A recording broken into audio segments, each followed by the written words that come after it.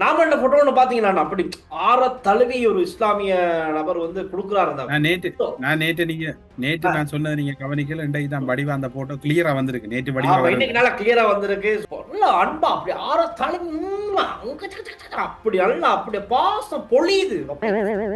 தெளிச்சு விடுறாரு. இறுக்கி அணைச்சு ஒரு உண்மை தாரும் அந்த மாதிரி அது பாக்குறதுக்கு அழகா இருக்கு. இந்த ரமேஷ் செனவி ரத்ன அப்படிங்கிற ஒரு இளைஞன் போட்டிருக்கான். ரொம்ப ஏட் ஸ்பீச் அது வந்து ஏற்றுக்கொள்ள முடியல. என்னன்னா அந்த அமர்ந்திருந்த படி ஒரு எண்புக்கூடு கண்டுபிடிக்கப்பட்டுச்சு தானே, அதுக்கு தான் இந்த நபர் வந்து என்ன செய்யுதுன்னு தெரியல. ஒரு பக்கம் கோபம், ஆனா நம்ம கோபத்தை வெளிக்காட்ட முடியாது. ஆனா நீங்க அடிக்கடி பேசுற ஒருத்தர் இந்தியா போயிருக்காரு, இந்த கூட்டணியில முக்கியமான ஒருத்தர். இலங்கை தமிழர்கள்லாம் எப்படி இருக்காங்க என்ன செய்யறாங்கன்னு அவர் கேட்டாரா, அவர் பதில் அளிச்சாரா, என்ன கதை பாத்தீங்க தானே. அது இந்த கூட்டணி போட்டாங்க, இந்தியா பயணங்கள்லாம் ஆரம்பமாகுது. நாங்கள் இந்தியா இன நல்லிணக்கத்தை முன்னிறுத்தி இந்தியாவுக்கு பயணம் மேற்கொள்ளுகிறோம் என்று இவர் சொல்லுவார். யாரு? ஹக்கீம் சொல்லுவார், நானும் போகிறேன், தளபதியை சந்திக்கிறேன். இப்ப தளபதி யாரை சந்திக்கிறேன்னு குழப்பம். நாளைக்கு ஒரு முக்கியமான மீட்டிங் நடக்க போகுது. யார் தலைமையில தெரியுமா? எதிர்கட்சி தலைவர் சஜித் பிரேமதாஸ் தலைமையில. எப்படி back to opposition leader, I am back. எனக்கு ஞாபகம் வந்துருச்சு, பழசெல்லாம் ஞாபகம் வந்துருச்சு. I am back.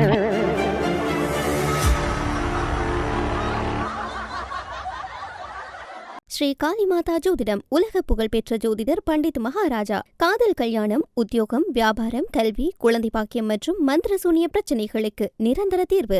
வணக்கம். வணக்கம் வணக்கம் டெல்சான், எப்படி இருக்கிறீங்க? நல்லா இருக்கேன். இன்னைக்கு செம்மணில இருந்து நாங்க ஸ்டார்ட் பண்ணுவோம். செம்மணில வந்து இன்னைக்கு வந்து ஐரோப்பிய ஒன்றிய குழுவினர், தூது குழுவினர் வந்து பார்வையிட்டு சென்றிருக்காங்க. அதுக்கு வெளியில ஒரு ஆர்ப்பாட்டம், கவனஈர்ப்பு ஆர்ப்பாட்டம் ஒன்று இடம்பெற்றுச்சு. போலீஸார் கொஞ்சம் அந்த பேனர் பதாகைகள்லாம் மறைக்கிற மாதிரி செயற்பட்டதால அங்க கொஞ்சம் கருத்து முரண்பாடுகள், வாக்குவாதங்கள்லாம் இடம்பெற்றுச்சு. என்னென்ன நடக்கும் இப்போ? இந்த ஐரோப்பிய ஒன்றிய தூதுக்குழு வந்தது பயனளிக்குமா இல்லையா? இப்ப எல்லாருமே கேட்கறது உள்ளக விசாரணை வேண்டாம், எங்களுக்கு சர்வதேச விசாரணை தான் வேணும் அப்படின்னு கேட்டுக்கிட்டு இருக்காங்க ஆர்ப்பாட்டத்திலையும் சரி.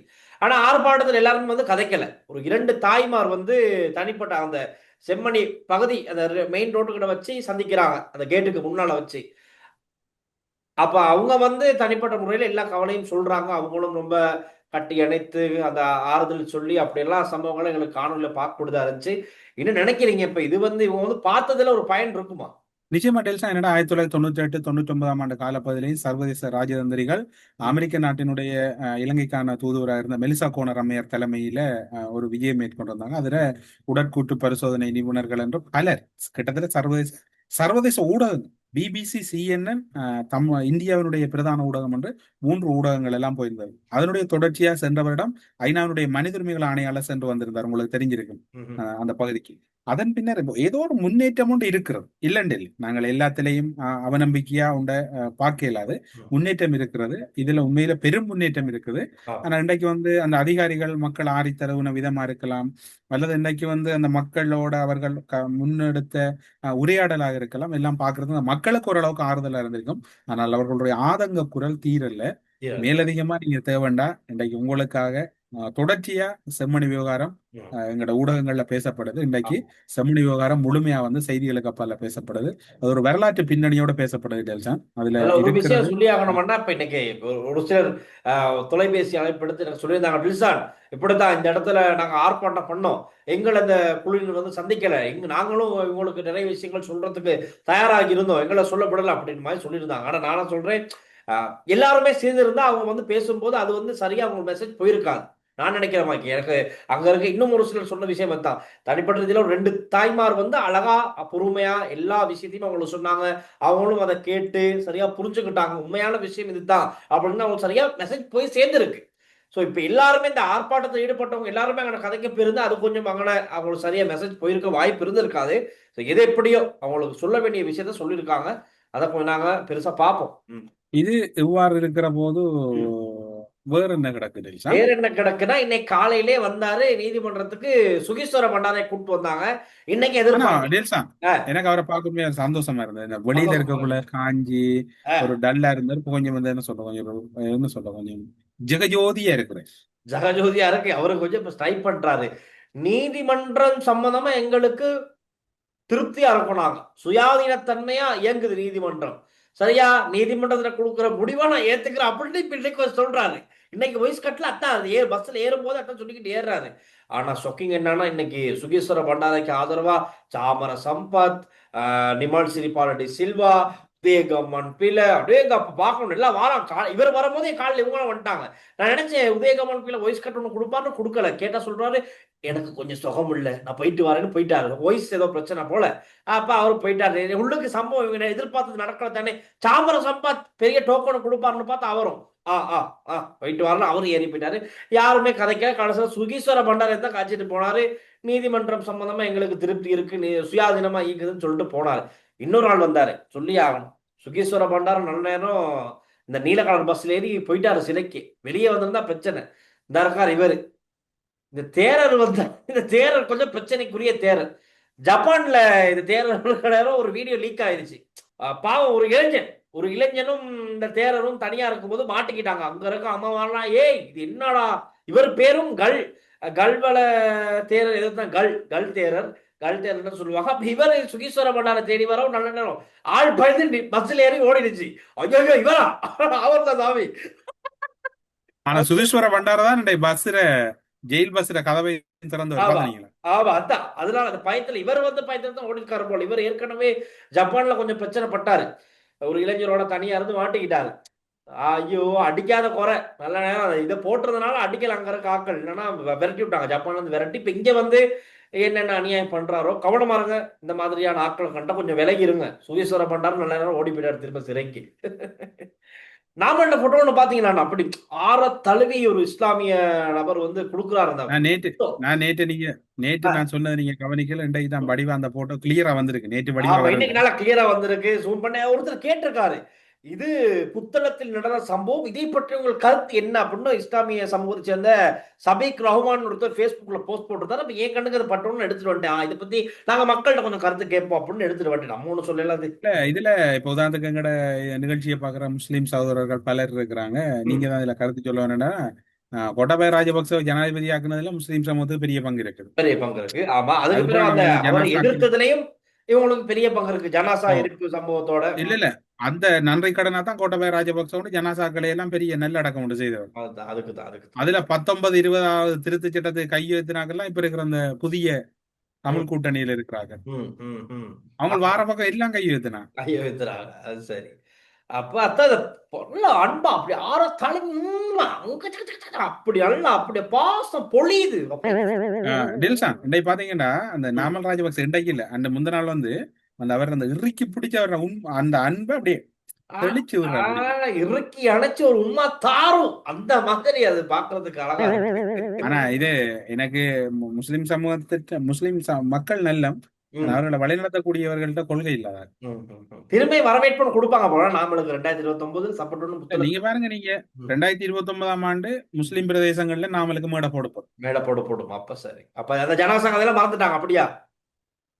அது சித்தப்பா செய்ததுதானே. அவர் இப்ப இவர் மைந்தாவுக்கு அண்ணன் மாதிரி என்ன நேற்று சொன்னாங்க. பெரிய மூத்தன். ஆனா செம்மணி சம்பந்தமா கதைக்கும் போது இன்னொரு விஷயத்தை நான் மறந்துட்டேன். தனுக்க அவர் வந்து சட்டத்தரணியா இருக்காரு. இளம் சட்டத்தரணி ஒருத்தர். இந்த செம்மணி சம்பந்தமா இப்ப நான் உண்மைக்குமே ஒரு சில நேரங்கள் நினைப்பேன். அப்படி உண்மைக்குமே இந்த விஷயங்களை வந்து நாங்க எல்லாத்துக்கும் தெளிவுபடுத்தணும் அப்படின்னு ஒரு ஏக்கம் இருக்கும் எங்கிட்ட. அதுக்காக என்ன செய்யணும், அங்க இருக்க அந்த எலும்பு கூடுகள்லாம் எப்படி அகழ்ந்தெடுக்கப்படுது, அந்த காட்சிகள் எல்லாம் உடனுக்குடன் போற்றணும். ஆனா ஒரு பக்கம் இந்த சோசியல் மீடியாவோட பெரும்பான்மை சமூகத்துல இருக்கவங்களுக்கு இத வேதனை தெரியல. அவங்களுக்கு பெரும்பான்மை சமூகத்துல பெரும்பாலானவங்க என்ன வச்சு சிரிச்சு வச்சிடறாங்க, ஆஹா போட்டு வச்சிடறாங்க. அது மட்டும் இல்ல கமெண்ட்ஸை பார்த்தா ரொம்ப எதுவுமே ஈவிரக்கம் இல்லாம அந்த மனிதாபிமான அற்ற ஒரு நிலைமையில தான் அந்த கமெண்ட்ஸும் இருக்கு. அப்படி ஒரு கமெண்ட்ஸ் தான் இந்த ரமேஷ் செனவி ரத்ன அப்படிங்கிற ஒரு இளைஞர் போட்டிருக்கான். அதை நான் வாசிக்க விரும்பல. இந்த கமெண்ட் ஒன்று போட்டிருக்கான். ரொம்ப ஹேட் ஸ்பீச். அது வந்து ஏற்றுக்கொள்ள முடியல. என்னன்னா அந்த அமர்ந்திருந்த படி ஒரு எண்புக்கூடு கண்டுபிடிக்கப்பட்டுச்சு தானே, அதுக்கு தான் இந்த நபர் வந்து என்ன செய்யுதுன்னு தெரியல. ஒரு பக்கம் கோபம், ஆனா நம்ம கோபத்தை வெளிக்காட்ட முடியாது. ஆனா அதே சிங்கள இளைஞர் ஒருத்தர் தனுக்கங்கிற ஒரு இளம் சட்டத்தரணி இன்னைக்கு போயிட்டு கம்ப்ளைண்ட் பதிவு பண்றாரு. இந்த குறித்த கமெண்ட்டுக்கு எதிராக ஒரு ஹேட் ஸ்பீச் சம்பந்தமான இந்த இதுக்கு வந்து அந்த ரெஃபரன்ஸ் நம்பரும் எனக்கு போட்டிருக்காரு. டில்சான் பிரதர், நான் அப்படித்தான் இது சம்பந்தமா கம்ப்ளைண்ட் ஒன்று பண்ணியிருக்கேன். இது நிச்சயமா சட்ட நடவடிக்கை எடுக்கப்படும் நினைக்கிறேன் அப்படின்னு சொல்லியிருக்கேன். இதே மாதிரி தான் இவர் மட்டக்களப்பு தேரர் தமிழர்களை வெட்டி கொள்ளுவேன்னு சொன்னதுக்கும் இந்த இளம் சட்டத்தரணி அணுக்க இந்த போயிட்டு கம்ப்ளைண்ட் பண்ணியிருந்தாரு. இந்த மாறின நிக்காய இப்ப மகாநடிகாய அண்ணா, நீங்க அடிக்கடி பேசுற ஒருத்தர் இந்தியா போயிருக்காரு. இந்த கூட்டணியில முக்கியமான ஒருத்தர் முன்னாள் தமிழக முதலமைச்சர் மு.க. ஸ்டாலின் ஐயாவை சந்திச்சு அப்படி கைலாகலாம் கொடுத்து மரியாதை நிமித்தமா சந்திச்சிருக்காராம். அப்ப அதே மாதிரி இலங்கை தமிழர்கள்லாம் எப்படி இருக்காங்க, என்ன செய்யறாங்கன்னு அவர் கேட்டாரா, அவர் பதில் அளிச்சாரா, என்ன கதை பாத்தீங்க தானே. அது இந்த கூட்டணி போட்டாங்க, இந்தியா பயணங்கள்லாம் ஆரம்பமாகுது. ரைட், அடுத்து முதலமைச்சர் விஜய் சந்திப்பாரு போல. நான் அடுத்த நாட்டு நடப்புல சொன்னேன், நான் பாத்துருக்கலாம் உங்களுக்கு. இந்த கூட்டணி அமைப்பாங்க, அமைச்சதுக்கு அப்புறம் இவர் போவாரு, போயிட்டு இவர் ஒரு கம்பி கட்டுற கதை ஒன்று சொல்லுவாரு. இப்ப அதுதான் இப்ப அவர் சொல்ல போறேன். 14ஆம் தேதி இந்த மாதம் 14/7/2026 சொல்லியிருக்கிறேன். இந்த கூட்டணி ஆரம்பிக்கப்பட்டதுக்கு அப்புறம் என்ன நடக்கும் சரியா. இந்த தமிழ் படக்குழுவுற விடயத்துல கஜேந்திரகுமார் ஒரு குழுவா சென்று தமிழ்நாட்டுல கணக்கெடுத்துல போனவர் தானே. நான் நினைக்கிறேன் அயல் நாட்டோடு நாங்க பேச போறோம், இந்த படக்குழு ஒரு ஷூட்டிங் நடத்த போகுது சரியா. அதுல என்ன இப்ப எப்படி இது நடத்துறது சாத்தியம் என்றால், இவங்க யாரு முஸ்லீம் லீக் இப்ப விஜயோட இருக்குது, அவங்களுக்கு ஒரு அமைச்சும் கொடுத்திருக்கிறாங்க. அவர்கள் வந்து ரவுஃப் ஹக்கீமோட மிக நெருக்கமானவர் சரியா. இப்ப கஜேந்திரகுமார் போக்குள்ள அதுல பாத்தீங்கன்னா விடுதலை சிறுத்தைகள் பல அவங்களுக்கு பெரிய ஒரு பக்கத்துல சந்திப்பு மற்றது பல விடயங்கள்ல உதவியா இருந்தது. இவங்க இப்ப ஒரு அறிக்கை விடுவாங்க, நாங்கள் எங்களுடைய நிலைமைகள் தொடர்பில் அயலகத்துக்கு தெளிவுபடுத்த போறோம் என்று லீடர் ஒரு பேஜ் ஒன்று கொடுத்துட்டு லீடர் குரூப் ஒன்று போகுது. அப்படியே ஒரு மாதத்துக்குள்ள இந்த படம் சந்திச்சுட்டு வந்துருந்தாங்க. லீடர் போய் வந்தவர் ஒபிஷியலா இப்ப என்ன செய்வாருண்டா, லீடர் அவங்க எடுக்கிறாங்க முஸ்லீம் லீக்கோட சேர்ந்து அவர்களுக்கு கூடாக இந்த சந்திப்பை தயார்படுத்தணும்னு இப்ப 2 குழு இவங்க சொல்லுவாங்க சந்திக்கிறதுக்கான எல்லா பிளானும் ரெடி. இன்றைக்கு இப்ப இவர் என்ன ஆச்சிருப்பார், நீங்க குளத்தூர்ல எப்படி தோத்த, நான் வந்து எப்படி யாழ்ப்பாணத்துல தோத்தன்ற முதலாவது சேவ் பண்ணிருப்பார். இப்ப இதுல 2 விஷயம் இருக்கு. சுமந்திரன் இருக்கிற பிழையை வந்து சுமந்திரன் ஏற்றுக்கொள்ள வேணும். சுமந்திரன் இருக்கிற பிழை வந்து தனியை சந்திக்கிறது எல்லாரையும். இப்ப சரி சுமந்திரன் போறேன்னு சொன்னா கூட ஏன் ஒரு 2 பேரை பிடிச்சிட்டு போயிடலாம், 2 பேரை பிடிச்சிட்டு போயிடலாம். சுமந்திரன் எல்லா டீலும் வந்து தனியை தான் பார்க்கும். அது மிக ஒரு அரசியல்ல மிக பிற்போக்கான சிந்தனை. கஜேந்திரகுமாருக்கு தான் முதல் வைக்கப்பட்டது. ஏன் வழி தனி வழி அப்படிங்கிற பயணிக்கிறாரோ தெரியாது. ஒரு வழியும் இல்ல, எல்லா வழியும் கவுண்டு போற வழிதான். இப்ப கஜேந்திரகுமாரும் முதல் வந்து இப்படியான குற்றச்சாட்டு தான் முன் வச்சது. கஜேந்திரகுமார் கட்சியை தனியை கொண்டு வரா, தனியா பயணிக்கிறாரு. ஆனா அவர் இப்ப ஓரளவுக்கு ஒரு கூட்டணி அமைச்சு ஒரு அலைன்ஸா. இப்ப கஜேந்திரகுமார் போய் வந்ததுக்கு பிறகு அது ஒவ்வொரு அரசியல் உரிமை, அது வேற பிரச்சனை. சுமந்திரன் தனியா போய் என்ன கதைச்சு, தனியா போய் கதைக்க சுமந்திரனுக்கு என்ன தகுதி இருக்கு? கட்சியில நிராகரிக்கப்பட்டவரா. அவர் போட்டிருக்க போஸ்ட் படி மீண்டும் ஒரு தடவை தமிழ்நாட்டின் முன்னாள் முதலமைச்சர் அண்ணன் மு.க. ஸ்டாலின் அவர்களை சந்திக்கும் வாய்ப்பு கிட்டியது. அவரது ஆட்சி காலத்தில் விசேடமாக தமிழகத்தில் ஏதிலிகளாக இருக்கும் இலங்கை தமிழ் மக்களின் நலனுக்காக செய்த பல திட்டங்களை நாம் மறக்க முடியாது. ஆட்சியில் இல்லாத போதும் நன்றி மறக்காமல் மரியாதை நிமித்தமாக சந்தித்த போதும் ஆறுதலாக இருந்து உபசரித்து எமது மக்களின் தற்போதைய நிலைமைகளை கேட்டறிந்தார். கொடுத்த நிவாரணம் கொடுத்தவர் யாரு கொடுத்தவர்? எங்களுக்கு வந்தவர் நேரடியாக ஒரு முதலமைச்சர் எங்களுக்கு தந்திருக்கலாம், எங்களுக்கு தெரியலையா? அவர் அரசாங்கத்திட்ட கொடுத்தவர் இந்த வெள்ள பாதிப்புக்கெல்லாம். இங்க இந்த சுமந்திரனுக்கு வரலாறு தெரியாது. அப்படி என்ன இந்த சிறப்பு முகாம்ன்றது உருவாக்குனதை ஸ்டாலின் அப்பா கருணாநிதி. இந்த சிறப்பு தடுப்பு முகாம்ன்ற சிஸ்டம் யாரு கொண்டு வந்தது? நீங்க சந்திச்ச அப்பா கருணாநிதி தான் கொண்டு வந்தது. இந்த ஈழத்தமிழர்களை இந்த அளவுக்கு வஞ்சிச்சதும் வந்து இதே ஆட்சி தான். அது வேற பிரச்சனை. நீங்க நன்றி சொல்லுங்க. என்னடா உங்களுக்கும் அவருக்கு ஒரு ஒற்றுமை இருக்கு என்றால் அவரும் ஈழத்தமிழர்களை ஏற்றுக்கொள்ளல, நீங்களும் ஏற்றுக்கொள்ளல.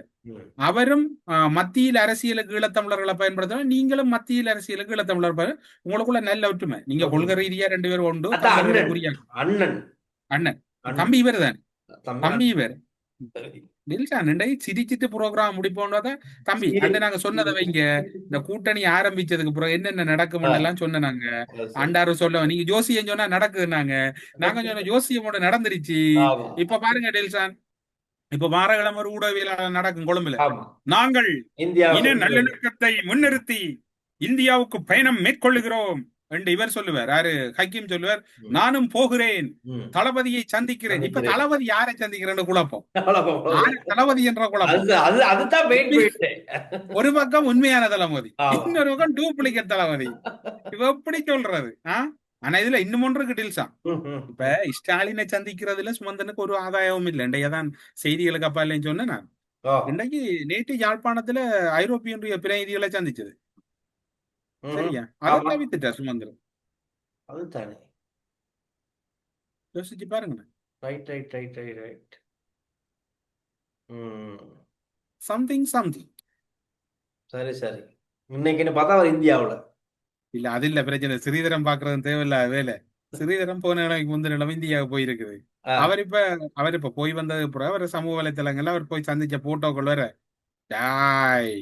நானும் போறேன் இந்த ஆளுடனே கொழும்பால போகல யாழ்ப்பாணத்துல இருந்து ஸ்ரீதரம் பார்த்த வேலை தேவையில்லாத வேலை. ஸ்ரீதரம் போட்டோ போட்டு பேஸ்புக்ல நானும் போடுறேன் சந்திக்கிறதெல்லாம் தமிழ்நாட்டுல சந்திப்பு நடந்து கொண்டிருக்கு. இது உண்மையா சொல்ல போனா இந்த தமிழகத்துல ஒரு ஆக்கப்பூர்வமா எல்லா அரசியல் தலைவர்களும் சேர்ந்து தமிழக தலைவர்களை கதைக்கலாம். அது ஸ்டாலினா இருக்கலாம், விஜயா இருக்கலாம், யாரையும் சந்திச்சு கதைக்கலாம். ஏன்னா அது ஒரு முக்கியம். தாய் தமிழகத்துல உதவி என்ற முக்கியம். ஆனா தனித்தனி, அதான் அணியா செல்ல வேணும், தனியா செல்லக்கூடாது. இப்ப கஜேந்திரகுமார் போய் வந்ததுக்கு பிறகு கஜேந்திரகுமார் தமிழ் தேசியம் சார்ந்த ஒரு கதையை கழிச்சிட்டு வைங்களேன், அதுல சுமந்திரனும் போயிருந்தோம் வரவேற்கத்தக்க, அதுல மாற்றம் இல்லை. சுமந்திரன் எல்லாம் ஆறு போயிருந்தா ஒரு அணியா போகும். இப்ப இவங்க தனித்தனியா இப்ப என்னது சாதிக்க போறாங்க? இப்ப என்ன நடக்கும்? இன்றைக்கு நாளைக்கெல்லாம் சுமந்திரன் சார் ஸ்டாலினை சந்திச்சார், சில அவர் விஜயை சந்திக்க போறார், அல்லது அமைச்சராக சந்திக்கிறாரா? இனி என்ன இது? தமிழர் அரசியல் என்றது வந்து இப்ப சமூக வலைத்தளங்களுக்கு வந்துட்டு பேஸ்புக் ஓனர் மார்க்கோட தான் நம்ம பொலிட்டிக்ஸ். சரி, ஆமா. ரைட், அது ஒரு மாதிரி போய்கிட்டு இருக்கு. அது பாப்போம் என்ன அப்டேட் வந்து இலங்கைக்கு வந்து எப்படி ஊடக சந்திப்பு நடத்துறது. அப்ப நான் போறேன். நாளைக்கு ஒரு முக்கியமான மீட்டிங் நடக்க போகுது. யாரு தலைமையில தெரியுமா? எதிர்கட்சி தலைவர் சஜித் பிரேமதாஸ் தலைமையில. எப்படி back to opposition leader, I am back. எனக்கு ஞாபகம் வந்துருச்சு, பழசெல்லாம் ஞாபகம் வந்துருச்சு. அப்படிங்கிற மாதிரி இப்ப இன்னைக்கு ஒரு மீட்டிங் நடந்துச்சு. இப்ப நாளைக்கு நடக்க போகுது. நீதித்துறை விவகாரம். நாளை சஜித் தலைமையில் கூட்டம். ரணில், மைத்ரி, தினேஷ், குணவர்த்தன, நாமல், ஜிஎல் பீரிஸ் பங்கேற்பதாக தகவல். எல்லாரும் வரப்போறாங்க. வேற தலைமையில மீட்டிங் நடக்க போகுது. எப்படி இருக்க போதும் தெரியாது. சிலவேளை நாளை ரணில் வர மாட்டேன். சொல்ல முடியாது.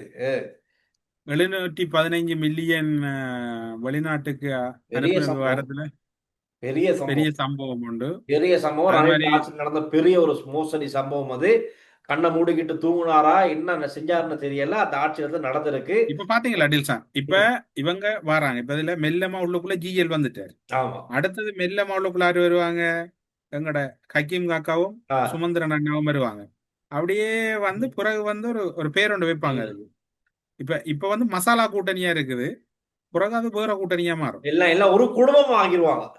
நான் கேட்கிறேன், இந்த தமிழ் கூட்டணிகிட்ட கேட்கிறேன், அந்த தமிழ் பேசும் கூட்டணி ஒன்று உருவாக்குறேன். மனோ கணேசன், ரிஷாட், ஹக்கீம், சுமந்திரன், அந்த அந்த அந்த அந்த கூட்டணியில கேட்கிறேன். திருவோணமலை கன்னியாவுல வந்து தமிழர்கள பாரம்பரிய நிலத்துல வந்து பௌத்த விகாரம் நிறுவுறதுக்கான அடிக்கல் நாட்டப்பட்டது. சரியா? அத பத்தி பேசுங்க. இன்னும் பேசுங்க. நான் வச்ச சவாலுக்கு நீங்க பதில் சொல்லலையே. கல்முனை தமிழ் பிரதேச சம்பந்தம் என்ன முடிவு எடுத்திருக்கிறீங்க? அடுத்தது கன்னியாவுக்கு என்ன முடிவு? இன்னும் ஒரு சத்தமும் இல்ல. சரி, செம்மணி விவகாரம் போய்கிட்டு இருக்கு. எனக்கு ஐரோப்பிய ஒன்றிய குழு வந்திருக்கு, பாத்துருக்கு. நீங்க எல்லாரும் ஒரு அணியா சந்திச்சிருக்கலாமே, தனியா பேசி இருக்கலாமே. ஏன் பேசல? என்ன நடந்துச்சு? ஓட்ட பொது என்ன ஆச்சு? உடஞ்சிருச்சா? ஒரு காடு சரிஞ்சிருச்சா?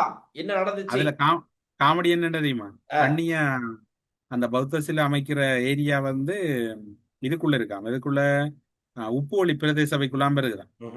சரியா? அதுக்கு அருண் கேமச்சந்திர ஒரு பதிவு கொண்டு போட்டிருந்தார் நேற்று. நல்ல காமெடியா இருந்தது. அவர விமர்சனம் இருக்குது. இந்த இடத்தில் எந்த ஒரு புதிய கட்டுமானமும் இடம்பெற போவதில்லை, மாறாக அகழ்வு மாத்திரமே இடம்பெறும். அவருக்கு தெரியாத அது அகழ்வண்டவர். அவங்க செங்கல்ல வச்சு சார்ந்து முடிக்கிட்டாங்க. அகழ்வுன்னு தானே சம்பவங்கள் நடக்குது. அகழ்வுல தான் ஆரம்பமாகுது. கடைசியில ராவோட சிலையை வச்சுட்டு போயிடுறாங்களே, அத்தனை பிரச்சனை. அடுத்தது தொல்பொருள் திணைக்களம் இந்து, இஸ்லாம், கிறிஸ்தவம் உள்ளிட்ட ஏனைய சாதனங்களையும் பாதுகாக்க நடவடிக்கை ஆரம்பிக்கப்பட்டிருக்கான். பௌத்த கிறிஸ்தவ கோயிலும் ஆரம்பிக்கப்படுமா? அந்த கோயில் அதுகள்ற பாட்டுல இருக்குது. என்ன விகாரையை தவிர பன்சலையும் சேர்ச்சும் இந்து கோயில்களும் அதுகள்ற பாட்டுல சிம்பிளா இருக்குது. அதுல இறுதியா போட்டதான் மிக சுவாரஸ்யம். குறித்த சர்ச்சை ஆரம்பிக்கப்பட்ட பகுதியில் இதே தவிசாளர் உபதவிசாளராக சுஜந்த புஞ்சி நிலைமை அமைச்சருடன் இயங்கிய காலம். ஏன்னா இப்ப இருக்க உப்புவழி தவிசாளர் இவர் வந்து ஒரு சுமந்திரன் மிக முக்கியமான ஒருவர், சுமந்திரனா நியமிக்கப்பட்ட ஒரு சர்ச்சைகளுக்கு மத்தியில எதிர்ப்புகளுக்கு மத்தியில இவர் சுசந்த புஞ்சி நிலைமை. ஆறு இப்ப களபதி அக்காண்ட ஒரு ஆள் இருந்தவர் அங்க எங்க திருவண்ணாமலையில. இப்ப எங்கட ஞானாக்கா மாதிரி அங்க களபதி அக்கா இருந்தார். அவரு மாதிரி புஞ்சி நிலைமை என்ற ஒரு ஆள் இருந்தார். இந்த புஞ்சி நிலைமைக்கு புஞ்சியா இருந்தவர் தான் எங்கட இவர் அந்த தொழிற்சாளர். சரியா? அவர் அப்ப அருண் கேமச்சந்திராக இருக்காரு. இப்ப இவர் ஆரண்டு தேடி பார்த்தா இவரு கட்சிக்குள்ள புதுசா வர இவரைத்தான் தவிசாளர் ஆக்கணும் என்கிட்ட சுமந்திரன் அண்ணன் ஒத்த கால நின்றவர். எனக்கு ஒரு டவுட் வருது என்னென்றால், திருவண்ணாமலை மாநகரத்துல தமிழரசு கட்சியில பெரும்பான்மையோட ஒரு ஆள் முதல்வராக அதை நிப்பாட்டுறார் சுமந்திரன், உப்பு வழியில நிப்பாட்டுறார். அது மாதிரி இன்னும் ஒரு பிரதேசம் திருவண்ணாமலையில தவிசாளர் தெரிவுல சுமந்திரன் தலையீடு இருந்தது. அப்போ ஒருவேளை இது அவர் கேள்வி சந்தேகம் கேள்வி இல்ல இதுக்கு மிச்சமா நம்ம விட்டு அவர் வேற அங்கே கருப்ப கோட்டை போட்டு நின்றுவார். அவர் ஆவு வேண்டா. இப்ப பேசி தீக்கிற விஷயத்தையே இல்ல. இப்ப டிவோர்ஸ் கேஸ் வரேன் டிவோர்ஸ் கேஸ் சொன்னால் கணவன் மனைவிக்கு இடையில ஏதோ ஒரு சந்தர்ப்ப சூழ்நிலையால ஒரு பிரிவு வந்துடும். அப்ப உதாரணத்துக்கு எனக்கு தெரிஞ்ச ஒரு சட்டத்தரணி நான் இருந்த பிரதேசத்துல அவர் ஆக்டிங் ஜட்ஜா இருந்தவர் புஷைன் என்றவரா, ஒரு முஸ்லீம் ஜட்ஜ் தான் ஆக்டிங் ஜட்ஜா இருந்தவர், ஒரு சீனியர் லோயர். அவர்கிட்ட இந்த கேஸுகள் எல்லாம் போகும், டிவோர்ஸ் கேஸ் எல்லாம். அவர் ஒருபோதும் வந்து அவர்கிட்ட அவர் ஒரு சென்டர் ஒன்று வச்சிருந்தவர்.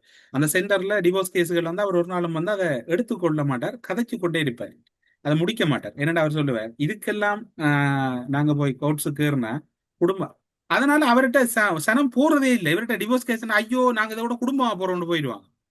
அது மாதிரி பேசி தீர்க்கிற விஷயம் இருக்குது, ஆகியூ பண்ணி முடிவெடுக்கிற விஷயம் இருக்குது. என்ன இப்ப மயிலத்தன மாதவன இந்த கண்ணியா கல்முன தமிழ் பிரதேசம் எல்லாம் நீதிமன்றத்துல வாதிட வேண்டிய விவகாரம் இல்லை. இது வந்து தமிழ் மக்கள் அரசாங்கத்தோட பேச வேண்டிய. சுமந்திரன் அந்த அரசியல் பலவீனம் என்றது எங்கன்னு சொன்னால், அரசியலும் தெரியாது, நீதித்துறையும் தெரியாது. நீதித்துறையில கையாள்றத அரசியலுக்கு கொண்டு வர்றது, அரசியல்ல கையாள்றத நீதித்துறை கொண்டு வர்றது.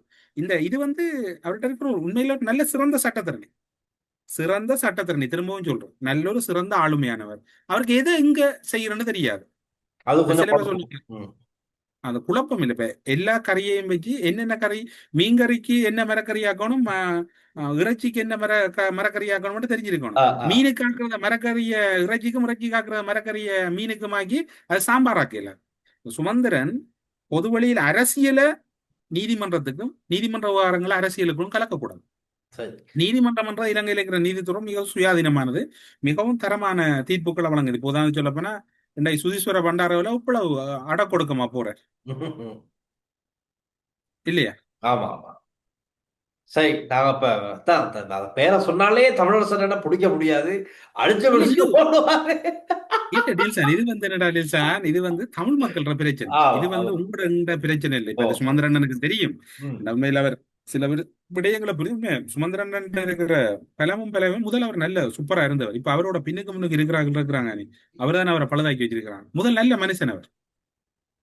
ரைட். அந்த விஷயத்தோட நாங்க இன்னும் பார்ப்போம், இன்னும் கொஞ்சம் இந்த வழக்கு நீதிமன்ற நியூஸ் எல்லாம் இருக்கு. முன்னாள் ராஜாங்க அமைச்சர் சாந்த பண்டாராவின் மகனை 24 மணி நேரம் தடுத்து வைத்து விசாரிக்க நீதிமன்றம் உத்தரவு. பெரிய பிளான் ஒன்று போட்டிருக்காரு ஐயாவு. என்னன்னா, கொள்ளுப்பீட்டுல வச்சு சீன பிரஜை ஒருவர்கிட்ட ஒரு லொட் அமௌண்ட் இருந்திருக்கு, 2 கோடியோ 2.5 கோடியோ ஏதோ இருந்திருக்கு கையில. இன்னொரு சீன நபர் தான் இதுக்கு சப்போர்ட் ஒன்று கொடுத்துருக்காரு. ஏன்னா அவருக்கு தான் விஷயம் தெரியும், ஒரு சீன ஜாதியர்கிட்ட இருக்க காசு வந்து இன்னொரு சீனாவுக்கு தான் தெரியும். அவன் என்ன செஞ்சிருக்கா, இங்க இருக்க களவாணி பசங்களை பிடிச்சிக்கிட்டு, அப்படின்னா இவங்க மகனே களவாணி பசங்க, ரைட், இவர் தான் பிளானை போட்டு கொடுத்துருக்காரு, ரைட், இந்த ரூட்ல தான் வருவோம், வாகனத்தை நிப்பாட்டு, செக் பண்ற மாதிரி செக் பண்றாரு, பேக்கை தூக்கிட்டு ஓடிடுறது. இவர் ரெண்டு பேரை அதை செட்டப் பண்ணியிருக்காரு. இவர் நண்பர் 2 பேரை ஒருத்தரை செட்டப் பண்ணோன்னே அவர் போலீஸ்காரங்க செக்கிங் பண்ற மாதிரி வேன் நிப்பாடி செக் பண்ணியிருக்காங்க. செக் பண்ற மாதிரி அப்படி கைவிலங்கெல்லாம் வச்சிருக்காங்களாம். நாங்க போலீஸ் என்ன வச்சிருக்க, நீ எங்க இருந்து வார, பாஸ்போர்ட்டை காட்டு எடு அப்படின்னு பாஸ்போர்ட்டை அப்படி பேக் எடுத்துட்டு ஓடி. இப்ப சீன ஜாதி அந்த சீன இனத்தவரும் பிரஜையும் இன்னொருத்தரும் சேர்ந்து விரட்டி இருக்காங்க, சரி வரல. அந்த நேரம் பார்த்து அங்க இருந்த போலீஸார் அதிரடியா அவரை கைது பண்ணிடுறாங்க. கைது பண்ணி விசாரிக்கிற நேரம், இல்ல நான் தனியா தான் செஞ்சேன், இல்ல சரி வர பொய் சொல்ற, உனக்கு பின்னுக்கு எவனோ இருக்கணும் தான் விசாரிச்ச விசாரிப்புல தான் வந்திருக்கு, சாந்த பண்டாரோட மகன் தான் எங்களையே வழி அனுப்புனாருன்னு. சரியா போச்சா? இவர்தான் கொஞ்ச நாளா நாமல் ராஜபக்சேங்க அப்படி தூக்கி வச்சு நாமல் ராஜபக்சே ஜனாதிபதி. இப்ப விலகுதா மக்களே, நாங்க ஏன் இப்படி சொல்லிக்கிட்டு இருக்கோம்னு. நாமல் ராஜபக்சே சுத்தி இருக்கிறது எல்லாமே இந்த மாதிரி கூட்டம் தான். ரைட்டா? அதுதான் சொல்லிக்கிட்டு இருக்கோம். இல்ல இல்ல ம் 2029 நாமல் ஜனாதிபதியா வந்ததால நாடு செழிக்கும். ஆமா, நாமல் ராஜபக்சே ஜனாதிபதியாகவும் அந்த இவர் தான். வேற ஒரு அமைச்சர், சாந்த மன்னர் இவர் அமைச்சர், சாந்த பிரதமர் மன்னர் மகன் ஒரு அமைச்சர். இல்ல, இவர் பிரதமர். பிரதமர் அப்படி அப்ப சரி, அப்படியெல்லாம் இருக்கு. அதுதான் பிரச்சனையே. இந்த மாதிரி கூட்டத்தை சுத்தி தான் இந்த மாதிரியான ஆட்கள் தான் முத்தம். அப்படி. டில்ஷான், இந்த ஓ மைந்தியோட இருந்தாக்கள் எல்லாம் பிஎச்டி முடிச்சார்கள் தான். ஆமா. அமெரிக்காவுக்கான இலங்கை தூதுவராக பணியாற்றிய காலத்தில் தூதரகத்துக்கு கட்டடம் ஒன்றை கொள்வனவு செய்வதில் 3 லட்சத்துக்கும் அதிகமான டாலர் மோசடி செய்ததாக ஜாலிய விக்ரமசூரிய மீண்டும் பிடியாணை. அதுதான் அப்படி 3 லட்சம் டாலர்ல எங்கட இலங்கை காசை கொண்டு போய் கடவுளே. சை. அமெரிக்காவுல பில்டிங்ல மோசடி பண்ணிருக்க எப்படி ஒரு பெரிச்சாளி பயன். என்ன சொல்றதுடா, சொல்லி வேற இல்ல. அடி உங்க அடி எங்க அடி? 59.6 மில்லியன் ரூபாய் நிலையான வைப்புத் தொகையை ஈட்டியதற்காக முறையான விளக்கத்தை அளிக்க தவறிய குற்றச்சாட்டின் கீழ் ம். யோசித்த ராஜபக்ச மற்றும் டெல்சி பாட்டி ஆகியோருக்கு எதிரான தொடர்ந்து நடைபெற உள்ளது வழக்கு தொடர்ந்து நடைபெறும். நாங்க எல்லாமே இப்ப இந்த களவாணி பசங்க நியூஸ் தானே சொல்றோம். ஒரு பாசிட்டிவான 2 நியூஸ் சொல்லி விடுவோம். சரியா? என்னன்னா, ஆண்டின் முதல் 6 மாதங்களில் நாட்டின் ஏற்றுமதி வருமானம் 9 பில்லியன் டாலரை தாண்டி இருக்கிறது. அது ஒரு நல்ல விஷயம், நல்ல பாசிட்டிவான நியூஸ். இன்னொன்னு இருக்கு, 40 பில்லியன் முதலீட்டில் மகியங்கனையில் 40 மெகாவாட் மின்கல சக்தி சேமிப்பு அமைப்பு நிறுவும் பணியும் ஆரம்பமாகியிருக்கு. அரசாங்கத்தின் கீழே நடக்கிற அந்த நல்ல பணிகளும் நாங்க சொல்லி ஆகணும். இப்படியே களவாணி பசங்களே புடிச்சுக்கிட்டு இருந்தா நல்லதெல்லாம் எங்க நடக்குதுன்னு கேட்பீங்க தானே. இந்த பாருங்க, ஒரு 2-3 நாங்க முன்வைக்கிறோம். நீதியமைச்சருக்கு எதிரான நம்பிக்கையில்லா பிரேரணை சபாநாயகரிடம் கையளிக்கப்பட்டிருக்கிறது. அதுல நாமல் ரொஷான் நாமல் சைன் நலிந்த இல்லையா? கையொப்பம் இல்லையா, பைசல்ற கையொப்பம் இல்லையா, எஸ்ஏபியில கரைவேற காணலையா. மனோ கணேசன் சைன் வச்சு இல்லையா?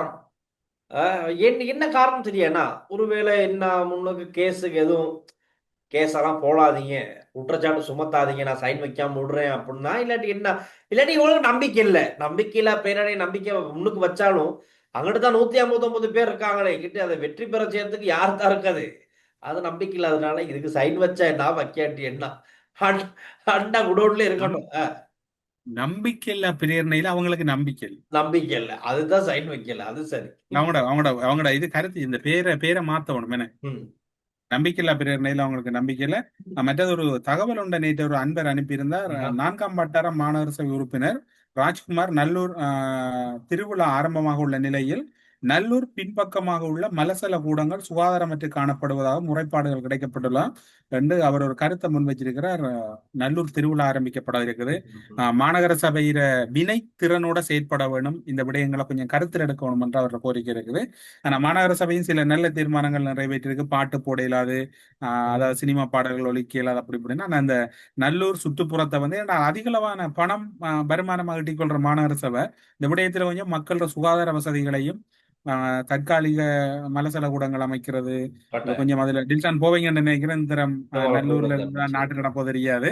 எனிவே அப்படியான ஒரு சூழ்நிலையும் இருக்கிறதால டில்ஷான் அதுலயும் கொஞ்சம் கவனம் கொடுக்க. சுவிட்சர்லாந்துல வந்து 4 விளக்குகள் பாதை என்று கூர் மாநிலத்துல படுகொலை என்று அந்த ஒரு இதுல தீயிட்ட சம்பவத்துல மரணிச்சவர்கள் பேர்ல ஒரு 4 விளக்கு பாதை என்று ஒன்று அமைக்கப்படும். சுவிட்சர்லாந்துல வந்து வீதிகள்ல தமிழ் மொழியில பெயர் எழுதப்பட்டிருந்த முதல் சந்தர்ப்பம் அதன்று பதிவாகின சூழ்நிலையில நேற்று இன்னும் ஒரு சம்பவம் பதிவாகுது. சுவிட்சர்லாந்துல லுட்சன் மாநிலத்தில் இருக்கக்கூடிய தமிழ் மன்றம், அதாவது தமிழ் கற்பிக்கக்கூடிய கிட்டத்தட்ட 200க்கும் மேற்பட்ட பிள்ளைகள் பயிலக்கூடிய இடத்துல வந்து அந்த பாடசாலையில பேரும் வந்து அந்த வீதியில வந்து தமிழ் மன்றம் என்று டொச்சிலையும் அதே நேரம் தமிழ்லையும் பேர் பொறிக்கப்படுது. நான் பிறகு அதை எங்கட கூகுள் மாஸ்டர்கிட்ட கொடுத்தேன். நான் இது உண்மையா, இது 2வது தானே அல்லது பல பேர் இருக்கான போட்டதுல வந்து 4 விளக்கு பாதை கூர்லையும் அதன் பிறகு சுவிட்சர்லாந்துலையும் இந்த பாதை என்று சொல்லி அதை நீங்க பார்க்கலாம். அது என்னடா உண்மையில இந்த தமிழ் மொழி பாடசாலை வந்து இங்க ஒவ்வொரு புதன்கிழமையும் தான் ஒவ்வொரு கிழமையில நடைபெறும். புதன்கிழமையில மாலை நேரத்துல அதுல பல மாணவர்கள் பல சாதனைகள் நிகழ்த்துவாங்க. பாடசாலை மாதிரி தான் ஒரு வகுப்புல 10 தொடக்கம் 12 பிள்ளைகள் பயிலுவாங்க. ஆசிரியர்கள் ஒவ்வொரு வகுப்புக்கும் ஒவ்வொரு ஆசிரியர். அந்த ஒரு பாடசாலை லுட்சன் மாநிலத்தில் இருக்கக்கூடிய பாடசாலை தன்னை முன்னிறுத்தி இருக்கு. இதுல அடுத்த பிளஸ் என்ன சொன்னால், இப்ப அந்த பாடசாலையில முக்கிய தலைவரா வந்திருக்கிற வந்து இங்க பிறந்த ஒரு தமிழ் படி, சுவிஸ்ல பிறந்த சுவிஸ்ல பிறந்த ஆ. தமிழ் படி. சூப்பர். அவர் பேர் வந்து நான் நினைக்கிறேன், நான் அறிஞ்ச வரையில் அவர் தர்மபாலன் ரஜீவன் என்று நினைக்கிறேன். ம். அவர் வந்ததுக்கு பிறகு இந்த மாற்றம் நடந்திருக்கு. சூப்பர் சூப்பர் அருமை. மாற்றம் மாற்றம் பெரிய இல்லதானே? மாற்றம். பெரிய மாற்றம். ரொம்ப மகிழ்ச்சியான மாற்றம் அது. அதான் அடுத்த தலைமுறைகிட்ட வந்து நான் கையளிக்கணும். இது மாதிரி தான் நாட்டிலேயும் அரசியல்வாதிகளும் செயற்படணும். பிறகு டில்சன் நான் தொடங்கின பிறகு டில்சன் முடிய மாட்டிய. நான் கமெண்ட்ஸுக்கு போயிருவோம். சதாம் ஹுசைன் தனக்குத்தானே வைத்த சிலை இறுதியில் பட்ட பாடுதான் ஞாபகம் வருகிறது. சிலை சம்பந்தமான பேசியிருந்தோம். அங்க மகிந்தைக்கு ஒரு சிலை வைக்கணும்னு ஒரு சொல்லியிருந்தாங்க. அது சம்பந்தமா ஒரு கதை தான் அது. அந்த சிலையை கண்டுபிடிச்சிட்டாங்க. அந்த கண்டுபிடிச்ச அத்தனை அன்பர்களுக்கும் எங்களுடைய வாழ்த்துக்களும் பாராட்டுகளும். எங்க வைப்பாங்க சிலைய என்று சொல்லி அது உண்மையில நீங்க எல்லாரும் எங்கட உறவுகள் எல்லாம் இன்டெலிஜென்ட் தானே டெல்சா? ஓம் தம்பி சம்பந்தனையா தமிழ் இனத்துக்கு என்ன செய்தார்? இங்க அண்ணன் அங்கிள் எங்களுக்கும் தெரியாது. முடிஞ்சால் இன்றைக்கு எழுதுங்க ஐயா என்ன செய்தார் இனத்துக்கண்டு. அந்த அன்னாசி பையன் ஒருவேளை 2029 ஜனாதிபதி ஆனாலும் ஆகிவிடுவார். நாமளை விட இவர் ஜனாதிபதி பதவிக்கு தகுதியானவர். இல்ல அவர்கிட்ட என்ன சொல்ற, அவர் பிசினஸ் தானே செய்யறாரு. அளவெடுக்கல. இந்த நிகழ்ச்சியை சிங்களத்தில் ஒலிபரப்பினால் சிறப்பாக இருக்கும். நீங்க அந்த எங்கட டிஸ்கிரிப்ஷன்ல வந்து சிங்களத்துக்குரிய லைனும் ஒன் பண்றாங்க. உங்களுக்கு தேவையான அன்பர்களுக்கு வந்து அதை நீங்க அந்த சிங்கள மொழியை ஒன் பண்ணிட்டு அவங்க சிங்களத்துல கேட்கலாம். ராஜபக்சனுடைய கொத்தடிமைகள் ஆதரவாளர்கள் வந்து நம்மள போட்டாடி வா வா வா வா 2029 நாமல் ஜனாதிபதி என்றா பிரதமர் டில்சன். எதுக்கு? ஐயோ கடவுளே. டில்சான் பாட்டுத்தான் பாடுவீங்க என்று பார்த்தா மிமிக்ரியும் செய்யறீங்க. பிரகாஷ் ராஜ் கோவிரல் செம செம. நாங்க உங்களுக்கு ஆடலும் பாடலும் ஒரு ப்ரோக்ராம் ஒரு நாளை செய்யறோம். வருஷ கடைசியில இந்த வருஷ தொடக்க புதுவருஷ புறப்பில் சிறைச்சாலையை கண்டு இவர்கள் எப்படியும் பயப்பட மாட்டார்கள். ஏனென்றால் எப்படியும் பிணை கிடைத்து விடும் என்று அவர்களுக்கு நன்றாக தெரியும். அரசியல்வாதிகளும் ஊழல்வாதிகளும் பிணை சிறப்புரிமை இல்லாமல் ஆக வேண்டும். இந்த அரசியல்வாதிகளும் சிறப்புரிமை இல்லத்தாக்கணும். அனுரசார் உங்களுக்கு தான் இந்த இன்ஃபர்மேஷன். நீங்க சொல்றோம் கேட்கிற மாதிரி இல்ல, இருக்கா கேளுங்க. மக்களால் விரட்டி அடிக்கப்பட்ட குடும்பம் இப்போ தங்களுக்கு தாங்களே ஒரு புதிய வித்தியாசமான அரசியல் செய்து ஆறுதல் அடைகிறார்கள். விரைவில் சிறைதான் என்பதை மறந்து விட்டார்கள். என்ன ஆசை பாருங்களேன் டில்சான். தமிழரசை சிறைக்குள் அனுப்பி சிறைக்குள் என்ன நடக்கிறது என்று நாட்டு நடப்புக்கு செய்யலாமே. டில்சான் பாவம் விட்டு விடலாம். பாவம் பிள்ளை குட்டிக்காரன் போடுதான். சிலையை செம்மணியில் அமைக்கணும். ஒரு கையில கத்தி மற்ற கையில கோடாரு. ஓகேவா? அன்பின் தமிழ் தம்பி, என்னை போல் சிங்களம் தெரியாது வாழ்த்துக்கள். அவருக்கு அதுல ஒரு பெருமை, தமிழரசுக்கு சிங்களம் தெரியாது. அண்ணன் என்னென்ன நீங்க செய்யற வேலை. தமிழ் இளைஞர்களை வாட்டி வதைத்த பயங்கரவாத சட்டம் இன்று அதிகார வர்க்கத்தையும் அதிகார பீடத்தையும் வாட்டி வதைக்கிறது. ஒரே ஒரு வேண்டுகோள், சிறைச்சாலையில் போடுவதனால் தனியாக சிறைச்சாலை கட்டி போடவும், இல்லாவிட்டால் மற்ற கைதிகள் திருந்தோருக்கு பதிலாக பெரிய கலவரத்தை உண்டு பண்ணுவாங்க. மகிந்த முகஷேப்ல மலசரக்குடம் கட்டி வன்மையா கண்டிக்கிறோம். நாங்க அப்படி சொல்ல, அவர் ஒரு முன்னாள் ஜனாதிபதி, மதிப்புக்குரிய ஜனாதிபதி. அதான் கருத்து. Right, okay. ஆம், உங்கள் இருவருக்கும் வணக்கம். ஆம், நீங்கள் கூறியது ஒரு மலசோல கூடம் என்றும் ஆம் ஏழைகளிடம் தெரியாது நாங்க என்ன சொன்னாங்க. நீங்க நான் மறந்துட்டேன் நேற்றைய ப்ரோக்ராம. உங்களுக்கு அந்த மறதி நோய் ஒன்று இருக்கிறதால என்ன அப்படியா? நாவலுக்கு பின்னால் போகும் கூட்டம் அனுரவின் சட்ட ஆட்சியில் பாதிக்கப்பட்ட போதைப் பொருள் கொள்ளைக்கார கூட்டத்தின் குடும்பங்கள் மாதிரி தெரிகிறது. தீர விசாரித்தால் துக்கு துளக்கும், தீக்கும் துவக்கும் மாட்டு வாங்கலாம். தங்கச்சிலை வைக்கணும். எங்க தங்கச்சிலை வைக்க வேண்டும்? ஏனடா தமிழரை நாசமாக்குறீங்க? ஓகே டில்சன், அப்ப நாளைக்கு சந்திப்போம் நல்ல பல செய்திகளோடு. நல்ல கருத்துக்கள் இன்னைக்கும் எழுதுங்க. நாளை சந்திப்போம். பாய், டாடா.